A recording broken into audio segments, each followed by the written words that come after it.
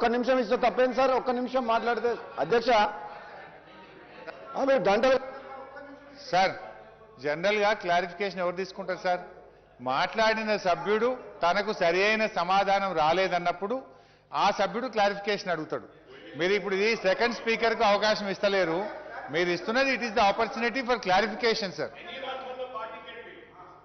రాజగోపాల్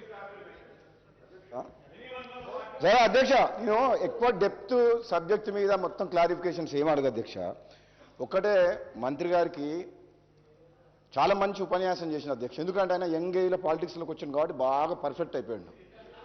ఏ స్పీచ్నైనా ఏదైనా సరే నిజం నిజం ఎటువంటిదైనా నిజంలాగా చూపే శక్తి సామర్థ్యం తెలివితేటలు ఆయనకునే అధ్యక్ష. ఆయన తెలివికలేరని ఒప్పుకుంటున్న అధ్యక్ష. కానీ బాధ కనిపించేది ఏంటంటే మీకు తెలివి లేదని అంటే, తెలివి తక్కువ ఉందని అంటే ఎవరిని కాంగ్రెస్ పార్టీ వలన బీజేపీ వలన ఎవరిని అంటుండ్రు? నిజంగా మాకే తెలివి లేకపోతే సోనియా గాంధీని కాంగ్రెస్ పార్టీ సోనియా గాంధీని ఒప్పించి ఒక్క నిమిషం ఆగండి కంప్లీట్ చేయని. మాకే తెలివి లేదనుకుంటే ఆనాడు మేము అందరం కలిసి కాంగ్రెస్ పార్టీ సోనియాని ఒప్పించి పార్లమెంట్లో బిల్లు పెట్టించి హైదరాబాద్తో కూడిన తెలంగాణ తీసుకొచ్చింది మేము కాదా? మాకు తెలివి ఉంటే, మాకు తెలివి లేకుంటే ఆ పని చేసేవాళ్ళమా? అధ్యక్ష, బాధాకరమైన విషయం ఏంటంటే ఒక్క నిమిషం బాధాకరమైన విషయం ఏంటంటే ఇప్పుడు తల్లిపాలు దాగి రొమ్ముకు తిన్నట్టు కాంగ్రెస్ పార్టీని నిమిషం ప్రతి నిమిషంలో విమర్శించడం అనేది బాధాకరమా కాదు అధ్యక్ష? సార్ ఇప్పుడు మంత్రి గారి ప్రసంగం మీద వారికి ఏమైనా సమాధానాలు వాళ్ళ మాట్లాడిన వారికి లేదు వాళ్ళ పార్టీ వారికి ఏమైనా క్లారిఫికేషన్ అవసరం ఉంటే అడగాల సార్. అవన్నీ పోతే మేము కూడా చాలా మాట్లాడవచ్చు సార్.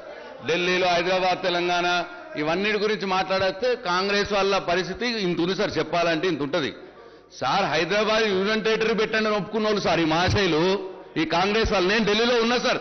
ఆ రోజు నేను ఢిల్లీలో 3 ఏళ్ళు నేను ఢిల్లీలో ఉన్నా సార్. నేను కళ్ళారా చూసిన హైదరాబాద్ని యూనియన్ టెరిటరీకి ఒప్పుకుందాము అని చెప్పి ఇదే కాంగ్రెస్ నాయకులు అంటారు సార్. సోనియా గాంధీ గారి దగ్గర ఒప్పుకొని మమ్మల్ని కూడా ఒప్పుకుందామని అన్న మహాశైలు సార్ వీళ్ళు. హైదరాబాద్తో కూడిన తెలంగాణ వీళ్ళు తెచ్చిరా సార్. అందుకోసమే చాలీగా మనం ఏది మాట్లాడాలో అది మాట్లాడదాం. మీరు బడ్జెట్ మీద మాట్లాడండి, మంత్రి గారు ప్రసంగం మీద క్లారిఫికేషన్ అడగండి, దేనికైనా మళ్ళీ ఆన్సర్ ఇస్తారు మా మంత్రి గారు. అంతేగా అనవసరమైన విషయాలు మాట్లాడటానికి ఇక్కడ అవకాశం ఇవ్వదు సార్ దయచేసి.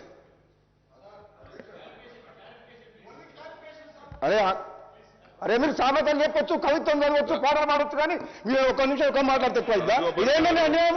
ఇదేమన్యాయం? ఇది సభలో మీకో న్యాయం మాకో న్యాయమా? రాజగోపాల్ రెడ్డి గారు అధ్యక్ష మీరు చూసి మాట్లాడండి. కరెక్టే అధ్యక్ష. మేము ఎక్కువ సమయం తీసుకొని ఒక్క నిమిషం మంత్రి గారు మాట్లాడినటువంటి సబ్జెక్టు దాని మీద మీరు క్లారిఫికేషన్ అడగండి, డివేట్ కాకండి మనసు. అధ్యక్ష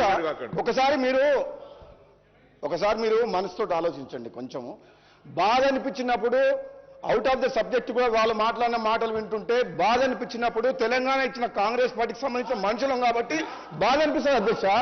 మీ మనుషులమే కదా అధ్యక్ష. అట్లా మాట్లాడే మంత్రి గారు తెలివి లేదని కాంగ్రెస్ పార్టీని ప్రతి నిమిషం విమర్శించడం అది కరెక్టేనా? అది సబ్జెక్టేనా? అది సబ్జెక్టే అధ్యక్ష? అది బడ్జెటా? బడ్జెట్ గురించి తెలివి లేదనే పదము అనేది